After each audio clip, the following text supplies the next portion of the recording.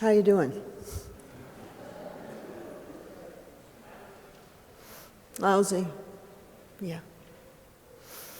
Look at it this way, there are only 1,535 days left to go. Depending on time zones, of course. And this does impact the whole globe. So give or take a day or two. So much has already been said, I'm not going to repeat what everybody else has said. I'm going to speak from my heart and tell you that until last Wednesday, I was one of those silver linings Americans. You've met her, right? It's really bad, but we hunker down and we get going. Out of really terrible things come really good things. Progressive, optimistic, hopeful, not terribly fearful, but most of all, a person who trusted my fellow Americans to do the right thing after they'd exhausted every other opportunity. I did. And I don't today. It's just gone. And I want to work with you on one question that comes out, for me at least, and that is whether or not this divided nation, any of us, is really acting in good faith. That's what changed me, was when President Obama said, please understand that these are people acting in good faith. In the text that I will leave on the web, you'll hear both Hillary Clinton's speech and how she wanted us to understand that everyone was acting in good faith. In the text of President Obama's speech, when he said that we will go forward with a presumption of good faith in our fellow citizens, because that presumption of good faith is essential to a vibrant and functioning democracy. There was a time when I would have applauded this high-mindedness. You've heard it said, they go low, we go high. I don't think that is this time. I think that some people are acting in bad faith. Not everybody on one side or the other, but some people are acting in bad faith. They are saying things against other people that are not right to be said. And again, I'm not going to do the litany. I know how to do it rhetorically. I can get you hyped up about immigrants and Muslims and women and gay and all of that. I want a quieter, more thoughtful mood today. And I'm not criticizing Michelle Obama. Of course, sometimes when they go low, we have to go high. But I'm going to say today that at least I am different. I don't think I can work any harder on anything. And I don't think any of you can work any harder on anything. I really don't. I know you. I know what your life and your days are like. And I know how hard, for how long you've been working to be able to sing that song about America with gladness instead of irony. I know you hope that God will mend our every flaw and that all will be nobleness eventually. I know how hard you're working, so I can't begin to ask you to work harder on anything. I've got to ask you to work differently. To work differently. I don't know how I do know how optimists and progressives and hopeful people work. We just work all the time thinking that it's all going to be okay if we just, put another leaflet out, hold another meeting, I don't think that's what we need to do. I think we have to confront the possibility that something really bad, potentially evil, is among us. And I don't think we know how to do that. I don't know how to do that. Which is why I'm going to have to figure out how to face evil. I don't want to wake up in 1935 or 2017 having missed the boat I should have caught. Let me make an analogy. The place I'm in, and perhaps some of you are, if I'm listening, are also in, is the place where we have to redecorate our whole house. Our whole house. Take down all those beautiful paintings we've had up there for so long. I was in an office reading The New Yorker from last week, and the pre-Tuesday New Yorker, it made absolutely no sense whatsoever to me. It was like, what are they talking about? And that was only a week ago. And by the way, the New Yorker's pretty good. Smart. Thoughtful. It made no sense. This move from optimism and faithfulness to wondering and pondering and mistrusting is like redecorating your whole house. It's like getting rid of all your old art and mugs and clothing and putting on a new outfit completely. Who knows how to do that? Who knows how to do that? I think of Georgia O'Keeffe with her minimalist wardrobe. And, her house was so stark. Her wardrobe, she had like 2 outfits. And then it effervesced into these gorgeous flowers. Where did that come from? It's like having to take it all down so that it can be put back together. Why was she such a minimalist? She wrote beautifully about it. She stayed clear to be able to paint. I need to clear myself to be able to think. My apartment is littered with stuff that doesn't make sense anymore, including the New Yorker and my optimism. Or I think about shaker furniture, which is another metaphor for it. It's so severe. It's so simple. There's no excess. I don't think we have time for any excess whatsoever. Look, I'm the kind of person who actually thinks about what green bean casserole recipe to use next week. You think I'm kidding? That's the kind of person I am. I can spend hours reading recipes for Thanksgiving,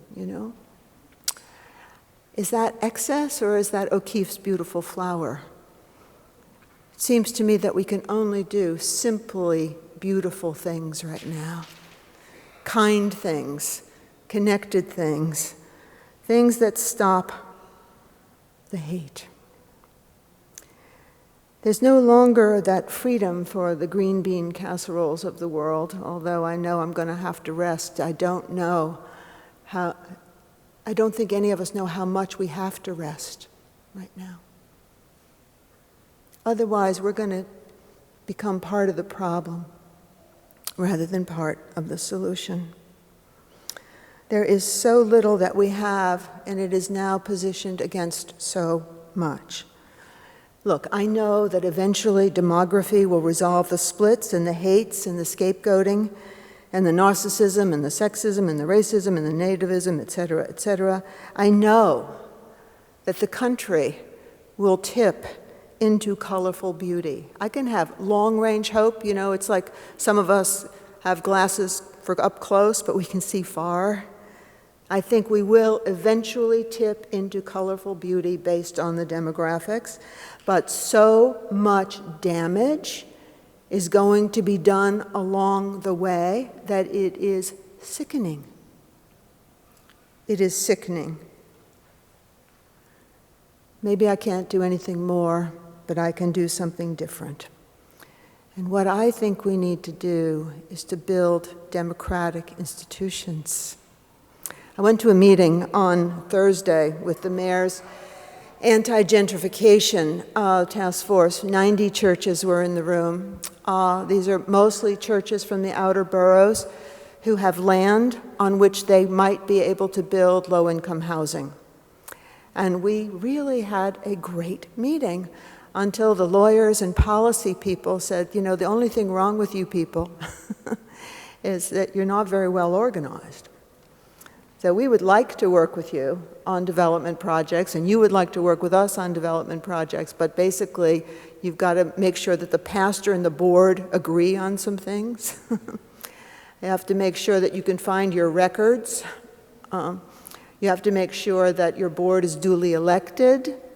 And there were 5 or 6 other things like that that were very concerning to me. Everybody, a lot of my fellow optimists say, as long as we have so many other strong institutions, it's going to be okay. Well, I look around and I do not see strong institutions. Been to a hospital lately? Have you been to school lately? We do not have strong institutions. I know I have to double and triple my work with the ACLU. I want to just name a few things that they have done that are important, and that is because they're a strong institution. They won the Scopes trial, the right to teach evolution in public science, Korematsu, challenging Japanese-American internment, Miranda, the right to remain silent, Griswold, the right to contraception, Loving, the right of interracial couples to marry, Gideon, the right to a court-appointed attorney if you can't afford one, Windsor, striking down the Defense of Marriage Act, and last year, the right of same-sex couple to marry. We need to pay attention to these kind of things and fight for them and do it as well as we know how to. I'll tell you a thing I'm not going to do, and there are just 2 of them. One is I'm not going to use the word fascist. I'm not going to use the word autocrat or authoritarian or demagogue. Why? Because I don't think that puts enough face on it. I'm going to fight with real people in my own family, in my own neighborhood, in my own congregation, and I'm going to fight in a beautiful, loving way. I don't want these labels. They may have caused the problem in the first place. They may have caused the problem in the first place. I am not saying that I don't think we're in 1933, but we are in 2016. Facing evil does not mean labeling people as evil. That horrible basket of deplorables comes to mind. You can fight with people and respect them. The second thing I'm going to do is give up my snark. I have a favorite snark, and it's got to go. It's got to be packed away with the rest of the apartment. And it goes like this. If white men would just stop talking so much, maybe somebody would listen to them. I've got to stop it. It's not getting me anywhere. I don't know how to stop it. I do think it's true that if white men would stop talking so much, maybe they would be heard and listened to. But it's the snark piece of it is not working for me. What do I have to do differently? I have to get rid of my self-protecting sarcasm. I don't know where I'm going to put it, but I do have a lot of closets. And the third thing I am going to do, and I believe we are doing right now at Judson, you know that song, "If you like it, then you should have put a ring on it"? It's a ridiculous song, but it's got a bouncy kind of tune, right? And I want to say, if you like it, if you mean it, then you should have put a face on it. A face on it. Many of us want to protect people who are going to, many white people like me, want to protect the people who are going to be disproportionately hurt. We need to connect across these lines, face to face. There isn't any other way. Angad Bala, one of our super community ministers, has been emailing me all week telling me exactly what to say today. And he says, Donna, everybody's looking for organizing direction right now. Say something. And then he says, and I don't see how things don't get worse without confronting the root causes. I don't know how you get to the root, but I know you put a face on it. I know you put a face on it. I know that. Judson, of course, is going to have to step up and already has stepped up and will step up. We just have to be careful not to exhaust ourselves on the way. We may be maxed out on space and time and staff and money, but we simply cannot abandon the immigrants who have hope in us right now. We are overwhelmed with people who mistakenly think we can help them. I don't know if we can, but we have to try. We may have lost some of our hope, but we have to put on a good disguise, a good costume, because it's not right to not try. We may have to use safety pins and escort services and anti-hate campaigns again, because it's not just people without faces who are in danger. These people are our friends, and they are depending on it. If you mean it, then you better put a face on it.